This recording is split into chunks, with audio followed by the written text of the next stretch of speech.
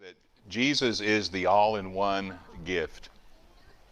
And I want to look at one of my favorite little verses in Isaiah chapter 9. And I want to read verse 6 because it announces in the Old Testament the giving of a gift, the giving of a son.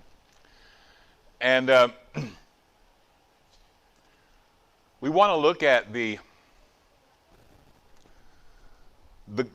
gloriousness of that gift and what it means, how big it really is and what it means to us, not just someday when we die, but what it means to us right now, every day. Remember, Jesus said, here's what you pray. And of course, this was before Jesus did his work on the cross. This was before he did his death, his burial, his resurrection.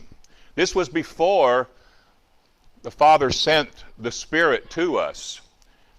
And when they said, teach us to pray, he said, pray, thy kingdom come.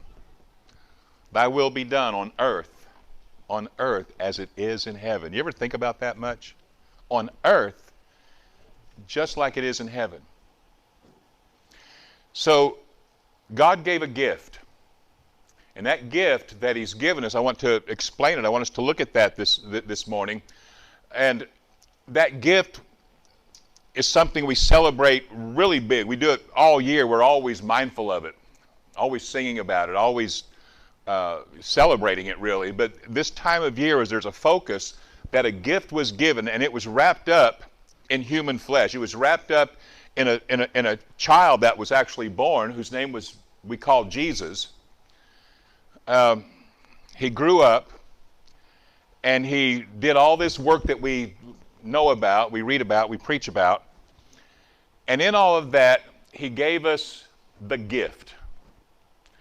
We say the gift was Jesus, and in a sense it all is, but he gave us the gift of the Spirit within, the gift of the Comforter, Christ in us. That gift was wrapped up in this person of Jesus, who was a mystery like all gifts are. This is why we wrap them, because they're given, they're right there, you can see them, but they're still a mystery, they're still hidden, they're still wrapped. And Jesus unwrapped that gift with his work. Jesus unwrapped that gift with his death, burial, and resurrection. And in the unwrapping of it, there was the way that we could see it. It was opened up to us, and we could receive it. And so what he did in the unwrapping, we see him dealing with sin, right? And what does his work say to us about sin? It says it's a once and forever settled subject. Sin shall have no more dominion over you. It doesn't ever have to intimidate you anymore. It doesn't have to condemn you anymore. And the disciple John's definition of that in the book of 1 John, his definition of sin was the transgression of the law, which all of us have done and all of us do. If you read that law, you probably do it every day. But he said you don't have to be intimidated by that. You don't have to be condemned by that anymore. You don't have to worry about that anymore because it's not an issue. God has taken care of all that. So that's the unwrapping of it for us to receive freely, because we've been freely given something. And what we have freely received was the mystery, the gift that was wrapped, the secret that was wrapped. It was covered, it was veiled, it was hidden, it was covered from the ages. And that gift the mystery is Christ in you, which was always that hope of glory. You ever want something for Christmas and you hope you get it? And maybe you'll see a package and you hope that's it, or you wonder if that's it, so you have this hope of glory.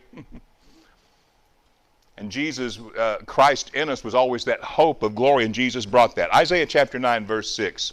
I love the announcement here. He says, for unto us a child is born. That's what we talk about and sing about, don't we, this year? For unto us a child is born. For unto us a son is given. There's the gift. And the government, or the kingdom, shall be upon his shoulder, and his name shall be called Wonderful Counselor. You can break that up if you want to. I call him my wonderful counselor. I've experienced him as my wonderful counselor. Have you? Huh? When you needed counsel? Aren't you glad you have that counselor who's always there? You don't have to go find one somewhere. You don't have to have one referred to you. You don't have to pay for one. You have the wonderful counselor. This is really good news. Not to say we can't benefit from what other people say to us and speak to us, but in all of that, let's always look at this, that we have the gift. And what part of this gift would be, a son would be given, and we would call him our wonderful counselor.